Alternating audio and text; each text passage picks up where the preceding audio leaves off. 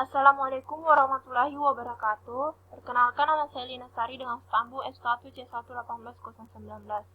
Di sini saya akan mempresentasikan tentang produksi bioetanol dari Saccharomyces cerevisiae secara fermentasi.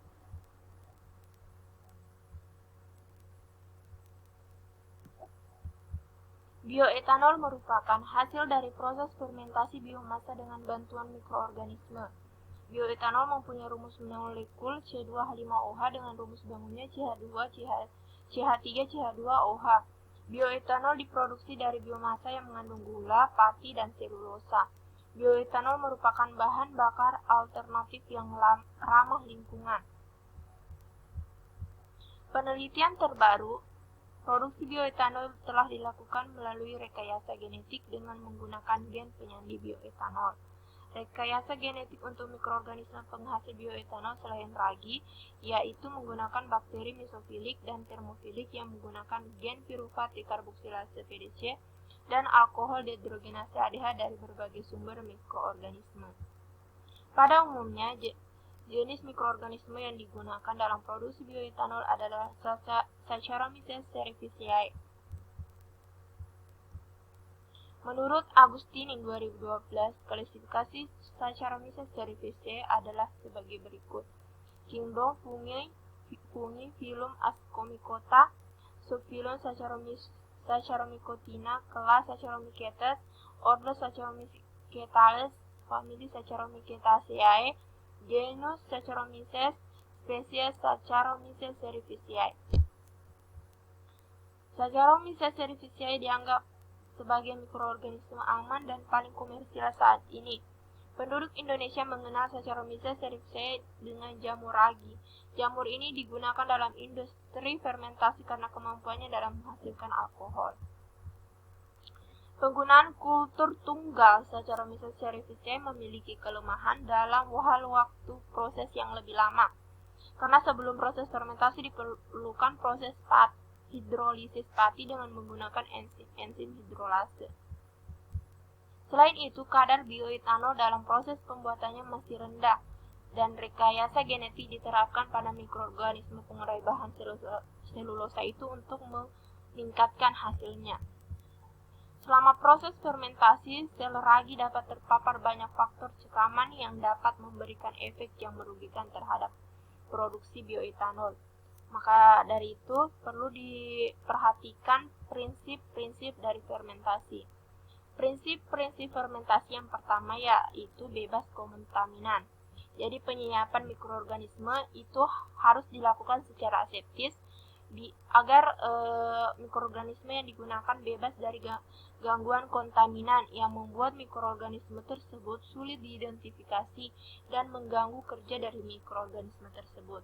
Kemudian yang kedua yang perlu diperhatikan komposisi medium pertumbuhan. Nah, komposisi medium pertumbuhan yang pertama itu karbon, di mana sumber karbon dari bahan yang mengandung gula atau karbohidrat lainnya sebagai sumber energi. Komposisi yang kedua yaitu nitrogen, di mana sumber nitrogen dapat berasal dari senyawa nitrogen sederhana seperti NH3 atau nitrogen yang lebih kompleks seperti pepton dan asam amino. Yang ketiga, mineral. Mineral yang sering dibutuhkan dalam media adalah K, Mg, Na, Zn, P, S, dan Cl. Kemudian yang ketiga, penyiapan inokulum. Jadi ragi ditumbuhkan pada agar miring dengan media YEP yang mengandung 0,5% bacteriological pepton, 0,3% natrium sulfat, 0,3% monokalium sulfat, 1% glukosa, dan 1,5% agar. Agar mirin disimpan pada suhu 4 derajat Celcius dan ditumbuhkan kembali setiap 6 bulan sekali. Nah, pada penyiapan inokulum ini perlu juga dilakukan penyiapan media inokulum dengan prosesnya maltosa dan ekstrak ragi dilarutkan dalam air suling, kemudian diatur pH-nya pada 7,2, kemudian larutan disterilkan di dalam autoclave selama 15 menit pada suhu 121 derajat Celcius. Yang keempat dari prinsip-prinsip fermentasi yaitu tahap fermentasi. Nah, dalam melakukan proses fermentasi, Saccharomyces cerevisiae ini dipengaruhi oleh faktor tumbuh yang meliputi pH pertumbuhan antara 2,0 sampai 8,6. Laju fermentasi gula oleh Saccharomyces cerevisiae relatif intensif pada pH 3,5 sampai 6,0. Saccharomyces cerevisiae dapat memfermentasi glukosa, sukrosa, galaktosa, dan rafinosa. Saccharomyces cerevisiae merupakan topies tumbuh cepat dan sangat aktif memfermentasi pada suhu 20 derajat Celcius. Saccharomyces cerevisiae dapat toleran terhadap alkohol yang cukup tinggi, yaitu 12-18% V/V. Tahan terhadap kadar gula yang tinggi dan tetap aktif melakukan fermentasi pada suhu 4-32 derajat. Jadi untuk tahap fermentasi yang dilakukan, yang pertama substrat dimasukkan ke dalam Erlenmeyer, kemudian Erlenmeyer yang telah diisi substrat terlebih dahulu disterilkan pada suhu 121 derajat Celcius dengan tekanan 1 atm selama 15 menit. Kemudian setelah disterilkan, suhu diturunkan sampai 30 derajat Celcius. Kemudian diinokulasi dengan inokulum. Kemudian proses fermentasi dilakukan pada suhu ruang dengan pemberian agitasi 125 rpm. Lalu lanjut ke proses selanjutnya. Pada tahap produksi akhir ini, setelah melewati proses fermentasi, dilakukan lagi proses pemisahan atau pemurnian produk dengan menggunakan metode destilasi. Destilasi atau penyulingan ini merupakan suatu metode pemisahan bahan kimia berdasarkan perbedaan kecepatan atau kemudahan menguap bahan. Jadi dalam penyulingan, campuran sisa dididihkan hingga menguap dan uap ini kemudian didinginkan kembali ke dalam bentuk cairan. Jadi prosesnya hasil dari fermentasi tadi dipindahkan dan ditampung dalam labu destilasi. Kemudian labu destilasinya ini dipasang pada alat destilasi dan dilakukan destilasi pada temperatur sekitar 78 derajat Celcius. Kemudian destilasi dihentikan ketika proses destilasi telah memisahkan seluruh bioetanol yang berada pada medium fermentasi. Kemudian dihasilkanlah bioetanol.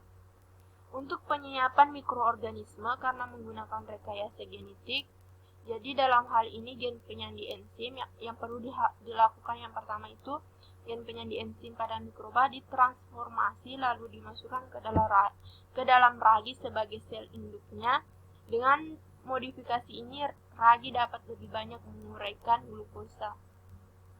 Berdasarkan penelitian Sansuri, dia menggunakan bagas dari pabrik gula.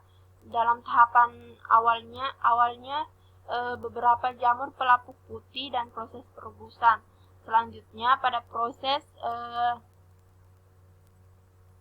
hidrolisis menggunakan kombinasi 3 enzim selulosa yaitu selulase, selobiase, dan selinase. Lalu pada proses fermentasi menggunakan Saccharomyces cerevisiae AM12 yang dilakukan secara serempak. Pada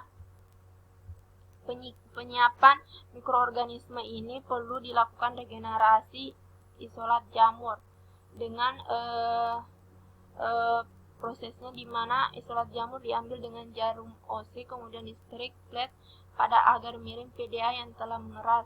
Setelah itu mulut tabung reaksi disumbat dengan kapas yang dibalut dengan kain kasa dan ditutup rapat dengan aluminium foil dan plastik wrapping. Jamur diinkubasi secara terbalik pada suhu ruang selama 2-4 hari.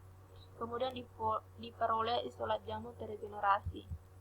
Selanjutnya, isolat jamur terregenerasi diambil sebanyak 0,1 gram lalu dimasukkan ke dalam tabung Evander volume 1,5 ml yang berisi 400 ml buffer AP1 lalu suspensi di vortex sampai homogen dan ditambahkan RNase 4 mikroliter. Kemudian dipanaskan lagi pada suhu 65 derajat Celcius selama 10 menit sambil dibolak-balik 2-3 kali. Setelah itu buffer P3 ditambahkan sebanyak 130 mikroliter ke dalam tabung, kemudian dihomogenkan dan diletakkan di freezer selama 5 menit. Suspensi selanjutnya disentrifus dengan kecepatan 12 rpm selama 5 menit hingga terpisah antara supernatan dan pellet. Supernatan dipindahkan ke dalam tabung Evander dan dihitung volumenya. disentrifugasi selama 1 menit dengan kecepatan 8000 rpm. Setelah itu cairan yang ada pada tabung dibuang, buffer airnya ditambahkan 100 mikroliter lalu diinkubasi selama 5 menit pada suhu ruang. Kemudian disentrifugasi lagi 1 menit dengan kecepatan 2000 rpm. Setelah itu DNA hasil isolasi disimpan pada suhu 20 derajat Celcius sehingga diperoleh DNA hasil isolasi. Selanjutnya, ditentukan kuantitas dari DNA ini. Penentuan kuantitas DNA menggunakan nanodrop untuk melihat konsentrasi dan kemurniannya. Pengukuran konsentrasi DNA dengan nanodrop dilakukan pada panjang gulungan 200 nanometer.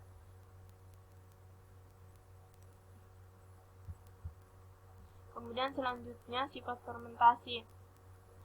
Pada fermentasi bioetanol termasuk fermentasi anaerob karena pada proses fermentasinya tidak memerlukan bantuan oksigen, di mana metabolismenya yang pertama itu pati dari glukos, gula pentosa, selulosa, arabinosa, kemudian gula heksosa, misalnya glukosa, manosa, galaktosa, dan fruktosa dan lainnya, itu diubah menjadi piruvat. Kemudian piruvat ini bisa diubah menjadi bermacam-macam zat kimia, misalnya asam laktat, asam asetat, bioetanol, tapi kita di sini diubah menjadi bioetanol seperti pada judulnya, yaitu produksi bioetanol. Jadi asam piruvat diubah menjadi asetaldehida dulu dan karbon dioksida oleh PDC, kemudian asetaldehidanya diubah menjadi bioetanol oleh ADH. Selain itu proses ini juga mengubah NADH menjadi NAD+, sehingga dihasilkan produk bioetanol. Untuk bioreaktornya, ini berdasarkan penelitian yang telah dilakukan Samsuri, tahapan proses produksi bioetanol dari material lignoselulosa, di mana materialnya dipisah, perlakuan awalnya itu pemisahan lignin,